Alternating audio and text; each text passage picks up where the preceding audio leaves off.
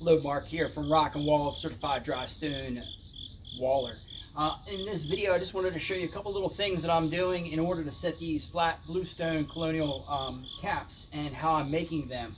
A couple things, level's really nice. So what I like to do is when I'm setting my caps here, I like to have a little bit of overhang. Now, I'll normally use a level because it's just handy, and I'll just kind of set it under. The level's a little bit, almost like 2.5 inches thick, and I can just set it here to see like roughly where I'm at, on my wall as to where the, the caps are overhanging. The other thing that's really nice is, if you're installing a flat cap and you want to install undercap lights are typically a little bit over an inch or so. So having that extra overhang allows them to kind of be further back in the wall with another inch or so past, which just also hides that. So something else to consider. Now with this one here, I'm about to cut this one. A couple things handy. Obviously, the PVC pipes I use for rollers. When I'm moving these around, I'm also using the Grabo suction cup tool, which is very handy to kind of lift them up. But these are fairly large. These are 24 inches across. But I'll take 3 of the pipes and just set them on the wall so I can roll them back and forth. Because I will take this. You could use, say, a lime-based mortar if kids were going to walk on it. These guys are so heavy. I actually just like to use a double cup grinding wheel, and so I'll just go along here and make sure all my surfaces, all the high points are really nice and smooth, so I really don't have to install any mortar, and also allows me to kind of lift them up in order to put the undercap lights if I need to. So plate chalk I like to use just to reference as to where there might be high spots if I'm grinding. Some kind of marking device in order to mark your stones, because I have this one overhanging on this one, and I'm going to do a cut on that next. You'll see I actually have a large board or block of some sort underneath, so this is fairly level. I've taken my actual level and I've brought it up here to make sure this edge and this edge are about the same, but I want to kind of come along and just roughly make sure I'm overhanging a good bit to have that correct angle. And then the other thing I like to use is my square. So I'll take my square, I'll put it on my front line like so to keep that line with the curve, and then I'll use this to kind of mark it. It just makes that wherever your cuts are a little bit cleaner. So I'm going to take the saw and cut it so it's squared up, and that just keeps things kind of simple. You don't have to do this, it's just what I do. These are all methods that I do. And then also, if you are going to plan on putting lights in the future, you could always just grab, some of the low voltage wire and just go ahead and just, feed it into your wall so it's always in the wall. And that way, if you have to lift up a cap, you can just basically attach it to your wire. So that's something to kind of think about ahead of time if there ever is going to be some lighting put into it. So I'm going to go ahead and cut this one. And I'm going to bring you a little bit closer so you can see this line and what I was talking about with the square. So basically, I have my line coming across right here, and I'm just making sure I'm just basically attaching it, or setting it, I should say, attaching it right. Setting it right on that line. Get out of the sun here. There we go. You can see my chisel line across to kind of keep somewhat of a curve. And then I have good overhang on this top stone, and then also enough on this bottom stone, because my line's going to come in right here. So when I go ahead and do my cut with the saw, I'll get the top layer cut, and then it'll score the bottom stone to leave a line, so then I can finish it. Because with my saw, these are about 5 inches, so you're not going to be able to cut both of them. But better just to cut the top one, get your bottom line, and then slide that out of the way with the rollers, and then cut that. So let's go ahead and get to cutting, and I'll show you what I'm going to do. Now, the other thing I failed to mention was sometimes it's helpful to have a small block of wood, just as a safety, depending on what your cut is. If it cuts all the way through, you don't want it dropping and pinching the blade. So you just take a small block and put it right underneath the stone, the top stone that you're cutting. So same thing, when it comes down, it's not going to just totally fall into the space, which this one won't because it's overhanging. But something to think about is just an extra bonus for safety.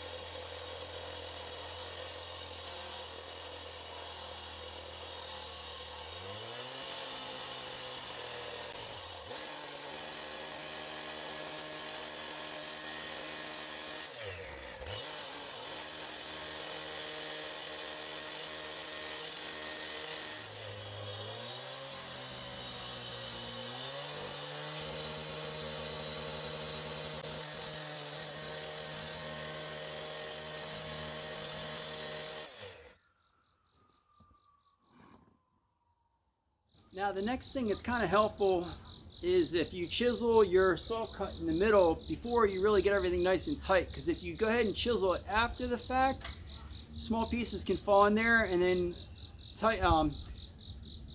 keep it from tightening up. So you want to try to get that chiseled and then pull out all the little pieces and then tuck it back in as tight as you can get it. And then I'm just going to do a light chisel on the back, but I'm going to come back, since the back is saw cut, I'm going to take a torch and I'm going to thermal that to get out that saw mark, because the back's not seen as much as the front. The front I want to have more of a natural face. So let me go ahead and get the chisel.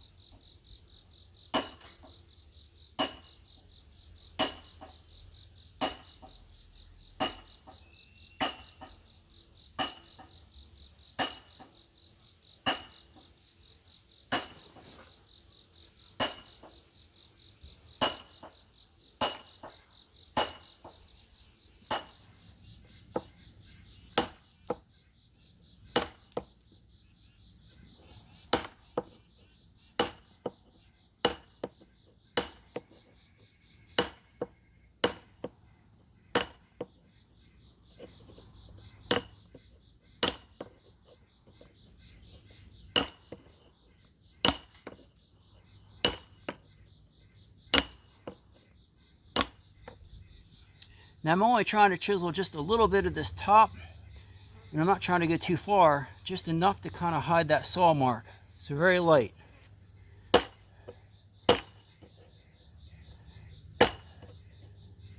then sometimes it's helpful also to come in from your sides. Same thing to hide those marks.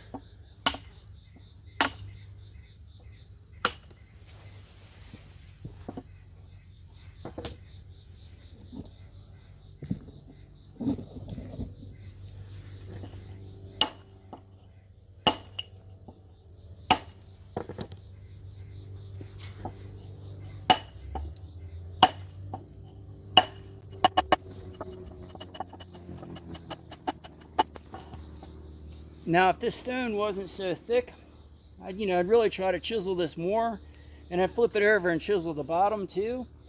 But since it's so heavy, it's really kind of hard to manage. So I'm just chiseling the top, and like I said, just going to come and thermal the bottom, or I mean the edging, get rid of that saw mark.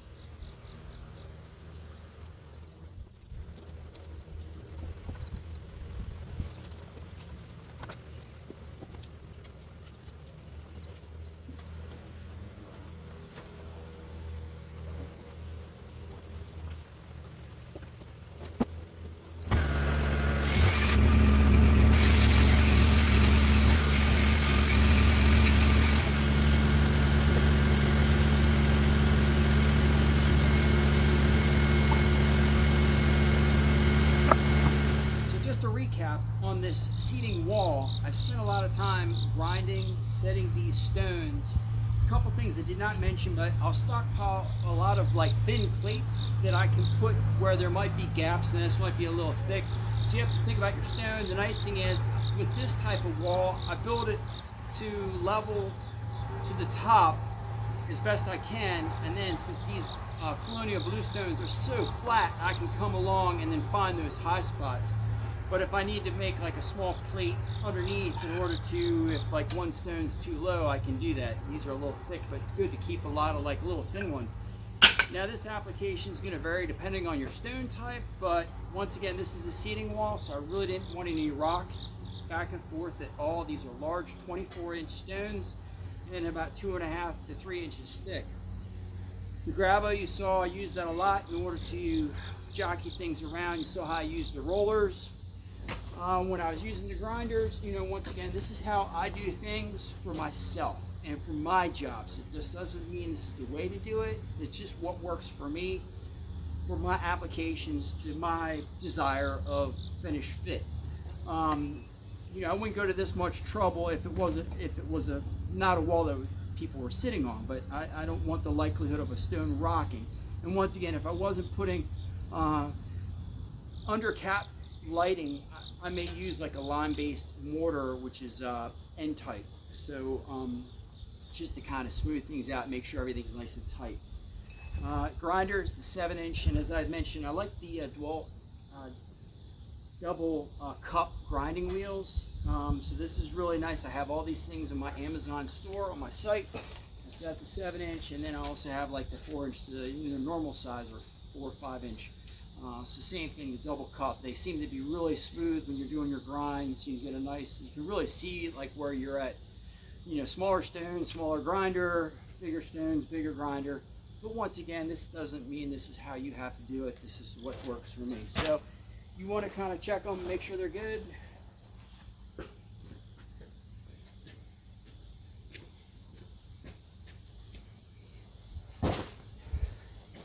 And that's a wrap. Thanks for checking out the video. Let me know in the comments what you may do and what works for you in your applications. Thanks for checking this video out. See you on the next one.